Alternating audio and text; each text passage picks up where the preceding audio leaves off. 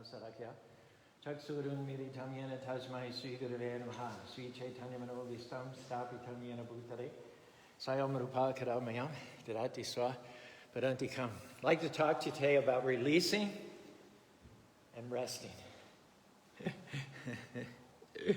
Krishna is our name for God. He puts dreams in all of our hearts. We know we're going to get over that chronic sickness. We know that our business is going to succeed. We know that we're going to meet the right person. But Krishna, God, He doesn't tell us how it's going to happen or necessarily when it's going to happen. So too often, if it's not happening in the way that we'd anticipated on our timetable, we tend to get frustrated. We want to hurry God along a little bit. Krishna, when are you going to turn this around? When is my health going to improve? How come this situation is not getting any better? We put Krishna or God in a box and we tell Him how to do it, and we try to tell Him when it's going to happen. And we also tell Him who to use to make it happen. And if it's not working out exactly the way that we've scripted it, we get discouraged. But once you pray, once you believe, then you have to release it and rest. Leave it up to God as to how He does it, and when He does it, and who He does it with. If you insist on a time frame for when it's going to happen and a method of how it's going to happen, you're going to end up frustrated. Why? Because Krishna, God's ways are not our ways. He's working when we can't see it. Sometimes the reason it's taking longer than we thought it would take is because He's working on something better than you could have ever imagined.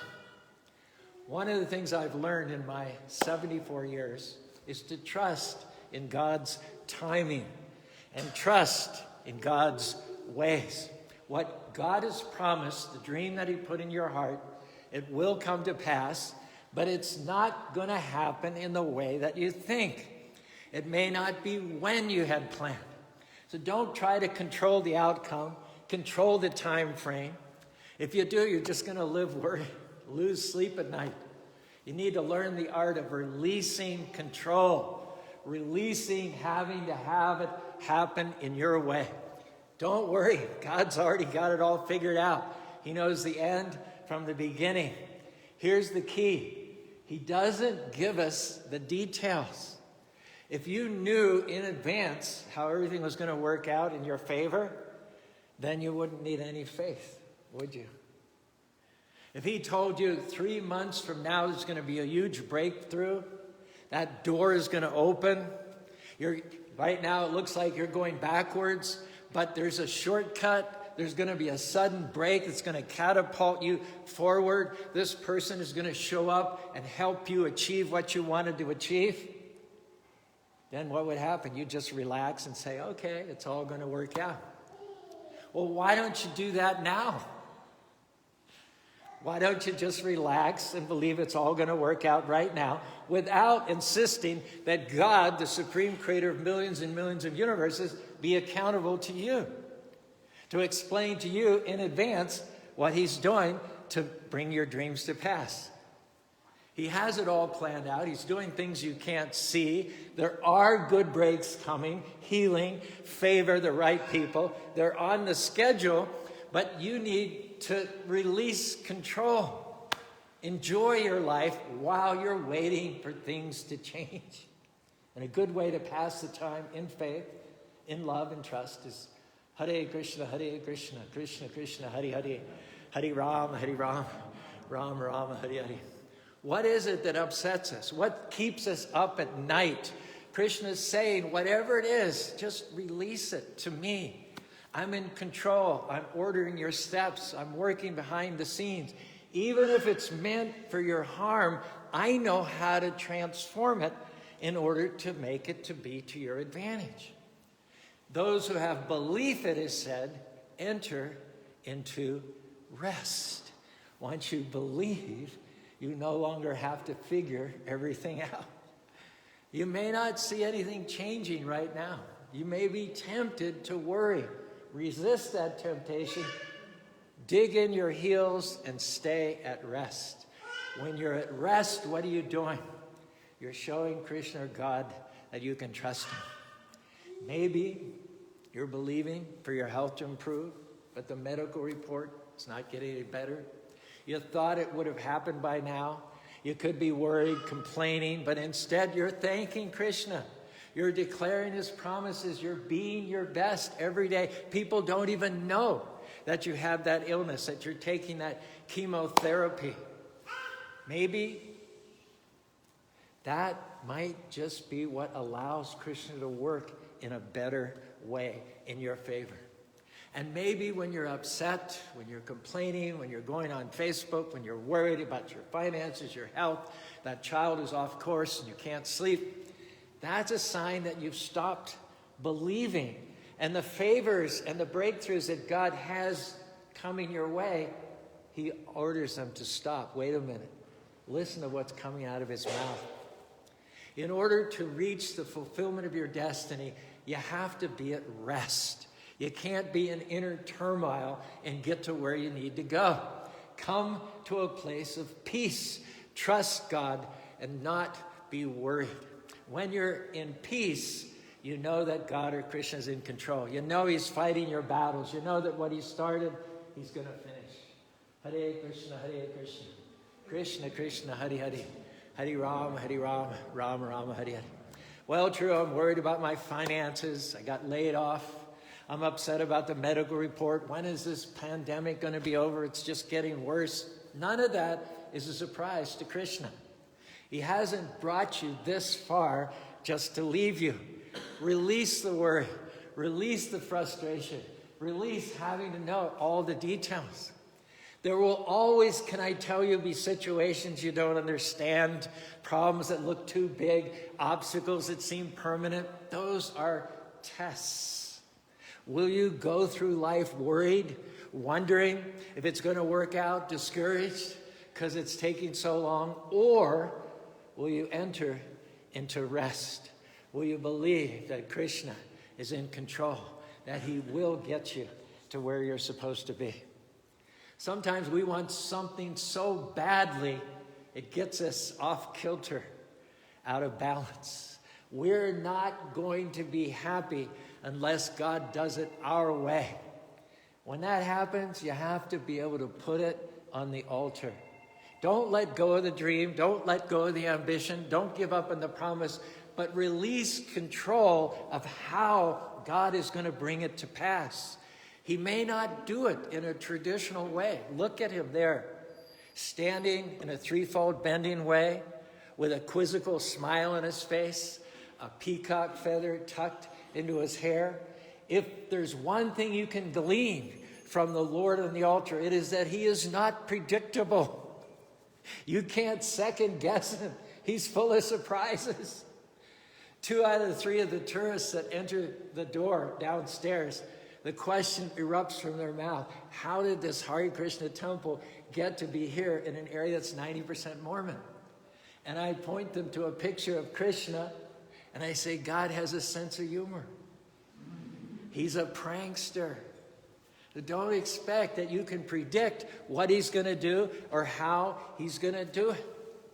Anything that you have to do in order to be happy, the enemy can use that against you. But when you can say, Krishna, this is what I want, but even if it doesn't work out my way, I'm still going to be happy. I'm still going to give you praise. That takes away the power of the enemy. Hold tightly to your dreams, but hold loosely to how God is going to do it. Krishna knows how to bring promises to pass, but you have to stay open as to the means and as to the timing. If you're set and determined on having it one way, that's a formula for frustration. Krishna does things out of the ordinary, unusual. He will not bring your dreams to pass in a traditional way. You might be upset about something right now, rebelling against something, gnashing your teeth against something that is actually the direct hand of God in your life.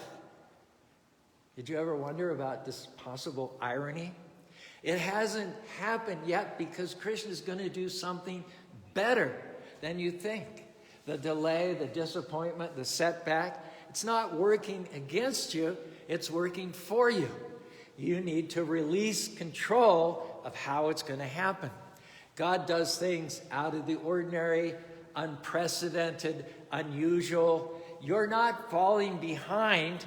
You're about to receive a phone call, a good break, an open door, a promotion. Your health is about to suddenly turn around. God simply does not go down a straight path. He takes detours, delays, curves. He'll even take you backwards sometimes, but he will get you to where you need to be.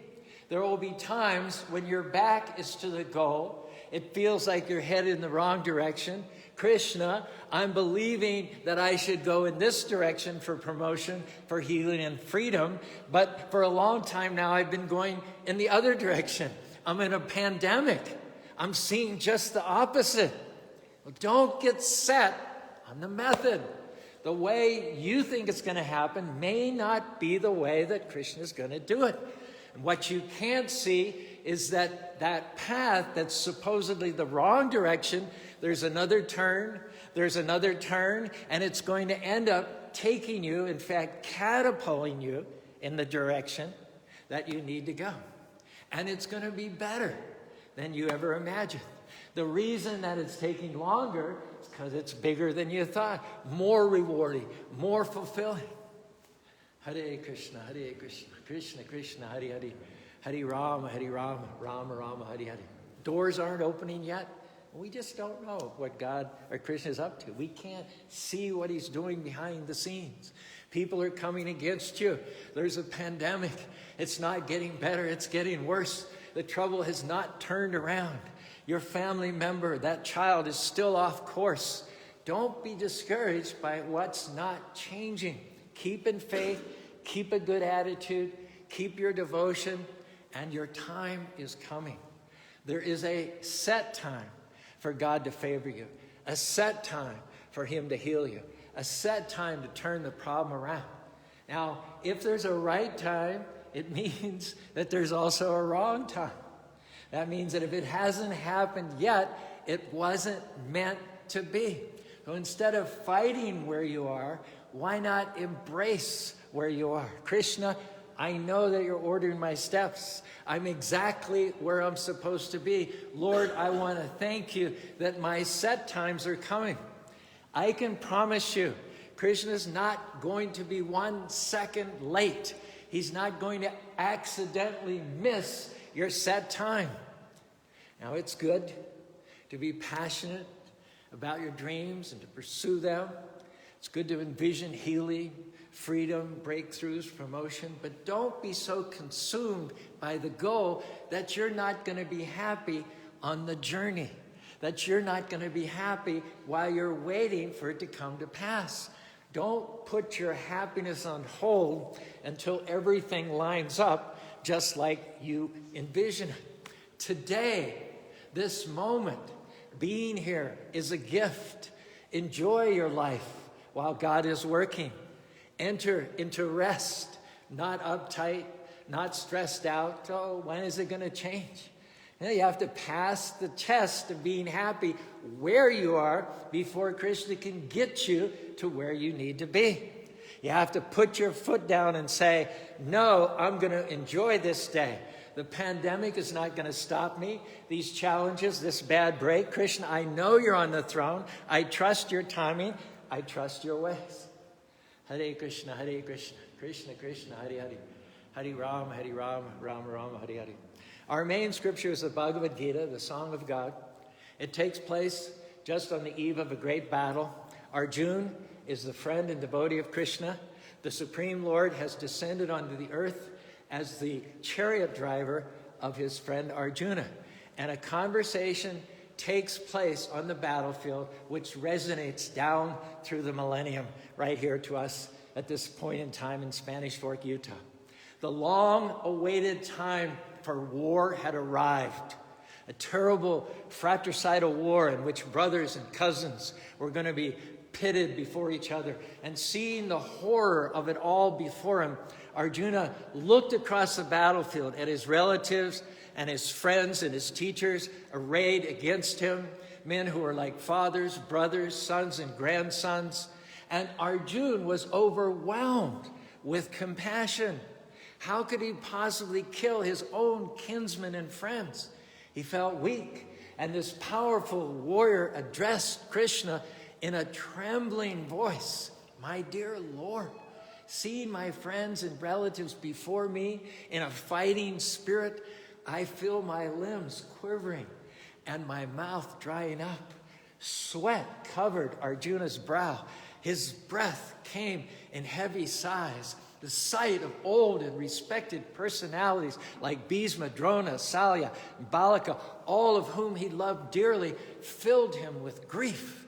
The many young princes, sons of the Kauravas and their allies, were like his own sons. He felt compassion for them too. Even his enemies, the Kauravas, Dhritarashtra's sons, were pitiable because they were so foolish. How could there be any virtue in killing them? Arjuna wept. I would rather the Kauravas kill me unarmed and unresisting than raise my weapons against them for the sake of my own happiness. He threw down his weapons, and this champion, this decathlon warrior, slumped on his chariot. Krishna, standing beside him, was smiling mildly as he looked at his grief-stricken friend. He replied to Arjuna, Arjuna, how have these impurities befallen you at such a critical time? Arjuna, this weakness of heart is not befitting a man who understands life's true values. It leads not to the higher planets, but to degradation and infamy. O son of great warriors, do not yield to such impotence. It is unbecoming. Give up this petty weakness of heart and arise, O chastiser of enemies. And Arjuna, still shaking, says, my dear Krishna, it is right to kill sinful enemies, but how can I fire arrows at men who are worthy of my worship? I would rather become a beggar than win this world at the cost of their lives. Even if they are afflicted with greed, sinful, they are still my superiors. Krishna, and here is the breaking point, because Arjuna cannot figure it out. He cannot figure, they're wrong, they're sinful, they threaten the world with irreligion. But, how can you raise a hand against your brother or your cousins? How can you do that? So Arjuna is between a rock and a hard spot. He has no solution that he can conjure from his own. And here's the critical point. This is when the Bhagavad Gita, the teachings of God, actually begin, when Arjuna releases it. He releases it. Karpanya dosho pahata shobaha prachitami dharma yaksaya sishyas teham. Sishyas is a Sanskrit word from which we get the English word disciple. Arjuna says, at this point, I'm going to stop speculating. I'm going to become your disciple. Tell me, Krishna, what's best. It seems to me that winning will be no better than losing. How would I be able to live after causing my relatives death, and yet they are standing before me with upraised weapons? Arjuna could see himself no way out of the situation. The Kauravas were clearly intent on killing him and his army, and he had no heart for the fight. There was only one person who could help him, and that was the Supreme Personality of Godhead, Krishna. So he looked up at Krishna respectfully, who sat there smiling peacefully with the reins in his hands. He decided to surrender himself to whatever Krishna advised. Oh, Krishna, I am totally confused about my duty due to weakness of heart. In this condition, please instruct me. Tell me what is best for me. Now I am your disciple and a soul surrendered unto you. God does things in unusual ways. He uses adversity, adversaries, bad breaks, disappointments to move us into our destiny. The trouble looks like a setback, but can I tell you, trouble is transportation. God sometimes brings trouble to move you to where he wants you to be. We think that God only uses good breaks, favor, open doors. We thank Krishna when all that happens. We know that's his blessing, but I've learned he equally uses closed doors as much as open doors. He uses people that are against us as much as people who are for us. He uses rejection, betrayal, delays to position us for promotion. We can't see it at the time. We don't like it. It's uncomfortable, but it's the hand of God ordering your steps. Arjuna knew that God's favor was on him. He was the personal friend of God. After all, there wasn't any question of his not being squarely in the middle of God's favor. But nevertheless, what happened?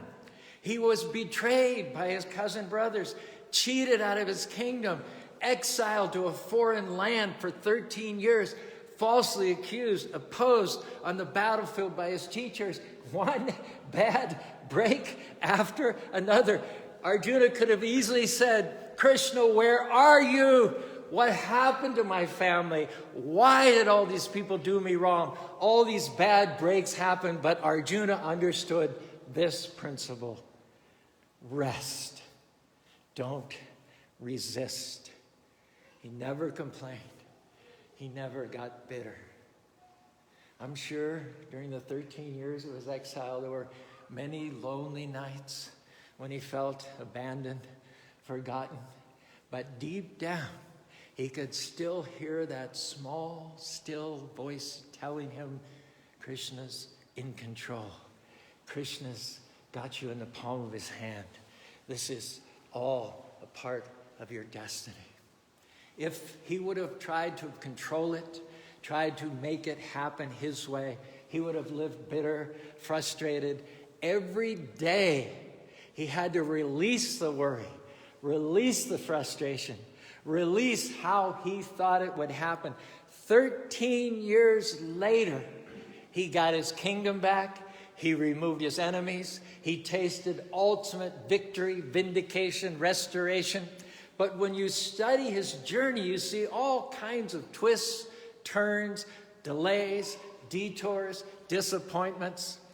It is said, since the Lord is directing our steps, why do we try to understand everything that happens along the way? Are you frustrated because you don't understand something that happened to you? Are you upset over a bad break, worried because of a delay? How do you know that's not the hand of God leading you to your throne? How do you know that you're not right on course, on schedule to see what Krishna promised? May not happen like you think, but God uses difficulties to position us for destiny. What you're upset about is a necessary step. That closed door, that betrayal, that delay, that loss, it's instrumental in helping you reach your purpose. Don't try to understand everything that happens on the way. The Lord moves in mysterious ways, his wonders to perform. He plants his footsteps on the sea and rides upon the storm. Deep in unfathomable minds of never-failing skill, he treasures up his bright designs and works his never-failing will. After hearing the song of God, 700 verses from Krishna, Arjuna had an epiphany. He understood.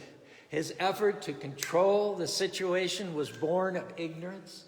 His frustrations arose out of self-centeredness, of a misconception of bodily connections. Seeing his relatives before him, he had allowed himself to be weakened, compromised by mundane sentiment. But now, at the end of the Bhagavad Gita, Krishna had awakened his higher intelligence, his broader vision. That very Krishna who was standing before Arjuna asked him to fight. According to that Krishna and his instructions, Arjuna is going to achieve perfection, become free from material bondage, and attain the eternal spiritual abode. If he had not fought, He wouldn't be worth a word. There would be nothing instructive about his life. But because he went ahead and did what Krishna asked him without insisting on all the answers in advance, we celebrate him 5,000 years later in Spanish Fort, Utah, as an example of what a great and good, mighty servant of God should look like. Krishna looked at Arjuna after having spoken the Bhagavad Gita, and Krishna said to Arjuna, "Tell me then, O son of Kunti, have you heard everything attentively? Is your illusion now dispelled?" Arjuna stood up in the chariot.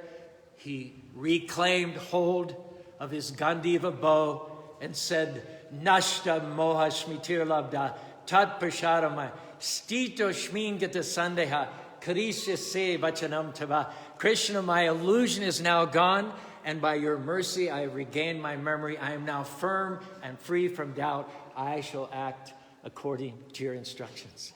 And meanwhile, sitting before the King Dhritarashtra, narrating the events of the Bhagavad Gita, Sanjaya concludes the Song of God with these words: "Hearing this conversation between the two great souls, Krishna and Arjuna, I feel my hair standing on end. So profound and wonderful is the import.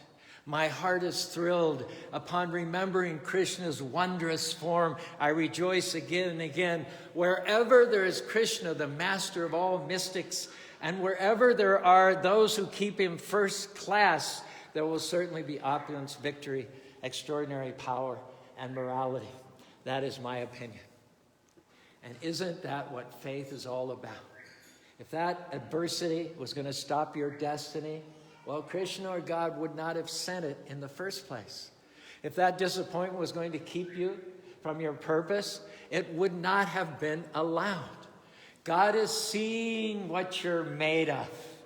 This is your chance to rise to the occasion and say, "Krishna, I trust you even when I don't understand. I'm going to keep being my best even when it's not fair. I'm going to keep giving you praise when I could be complaining. I'm going to keep moving forward even when I feel like I'm going backwards." And when we face hardship, bad breaks, disappointment, it seems like the enemy is in control. But that's when we want to fight, we want to get upset, we want to resist. But Krishna's saying, don't resist anymore. Don't fight it. Don't live bitter. Don't try to get even. Turn it around. Trust the Lord. He's still in control. He's still directing your steps. Sure, that betrayal wasn't fair.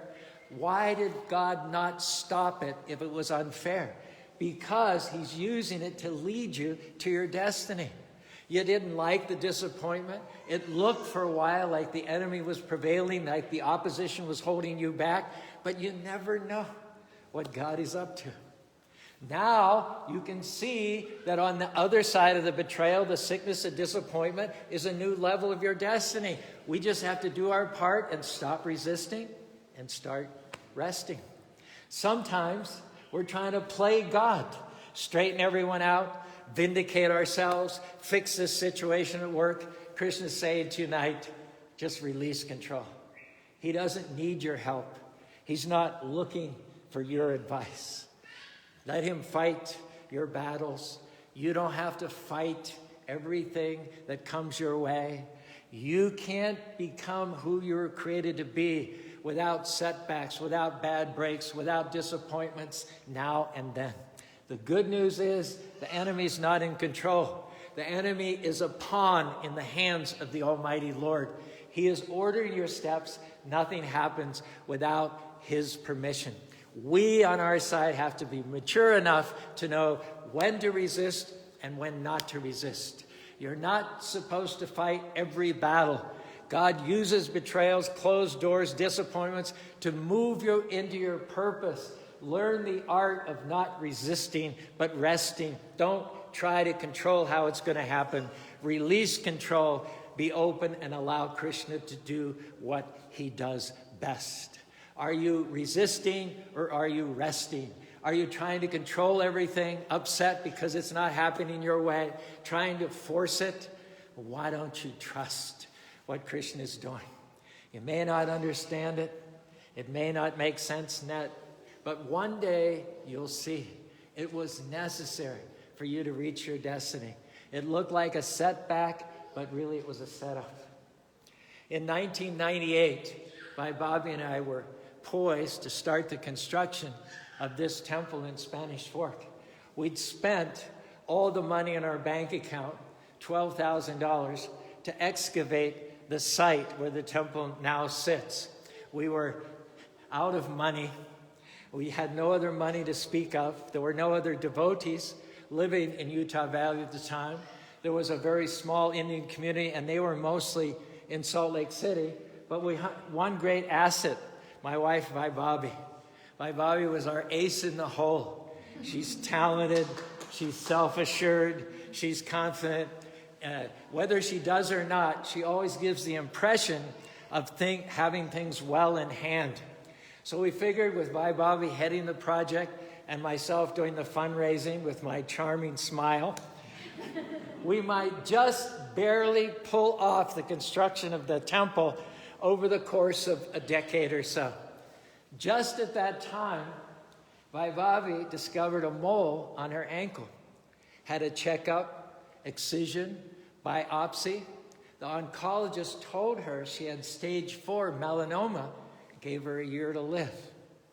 There was an experimental procedure going on in Santa Monica, so she got accepted to the program, and she flew down every week for about 6 months to be part of this treatment. During the course of her illness, the state gave her a bit of money for cancer medicines and medications.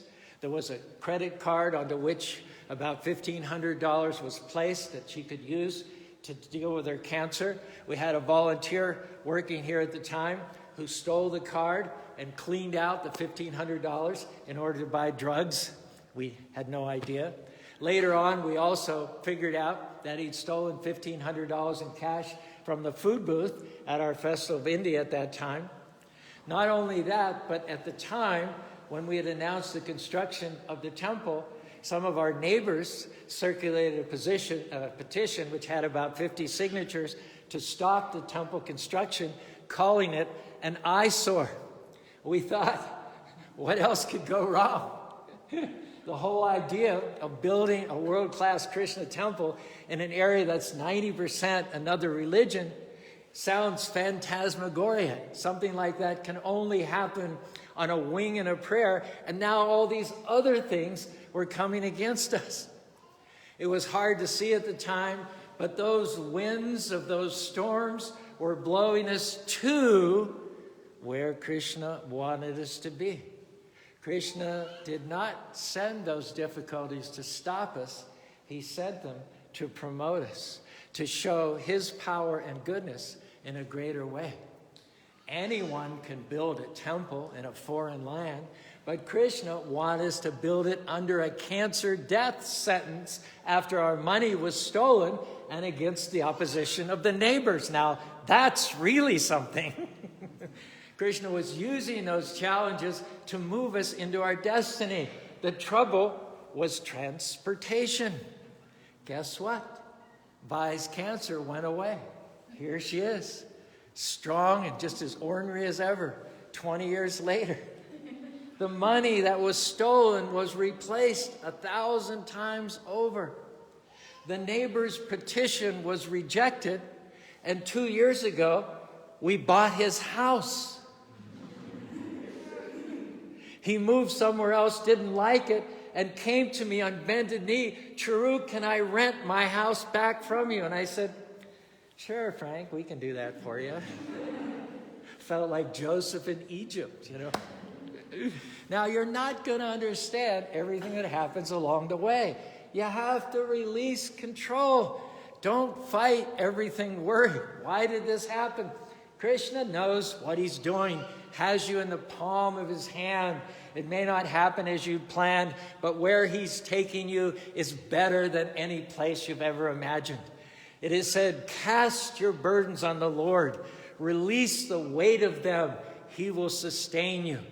How many weights are you carrying around? The weight of worry, the weight of what you don't understand, the weight of how am I going to make it through this pandemic? There's something you have to resolve to do tonight. God is not going to take the burden away. You have to release the worry, release the frustration, release having to figure it out, and come back to a place of peace. Hare Krishna, Krishna Krishna, Hare Hare, Hare Rama, Rama Rama, Hare Hare. Krishna, God, my life is in your hands. I commit my dreams, my family, my finances, my health to you. I'm not going to fight everything I don't like. I'm not going to live upset when it doesn't go my way. I know that you're using all things for my good. Krishna, I trust your timing. I trust your ways. With belief, you will enter into rest. We're asking you tonight to stop resisting and start resting. If you will release control, I believe the weights that have burdened you are lifting off you right now. Krishna is about to shift the winds of that storm. Instead of blowing you backwards, it's going to blow you forward. Promotion is coming, healing, freedom, breakthroughs, favor, the fullness of your destiny in this life and next life. You'll go back to home, back to God. Hare Krishna, Krishna Krishna, Hare Hare. Hare Rama, Rama Rama, Hare Hare. Thanks for your patience, kindness. You're welcome to stand and stretch. We're going to do a little bit of stand-up chanting and then invite you downstairs to enjoy the vegetarian feast, at which time I'll move around and solicit any questions that you might have, okay? So just go ahead and stand up, and you're welcome to use the whole floor space area in order to keep yourselves safe and social distanced.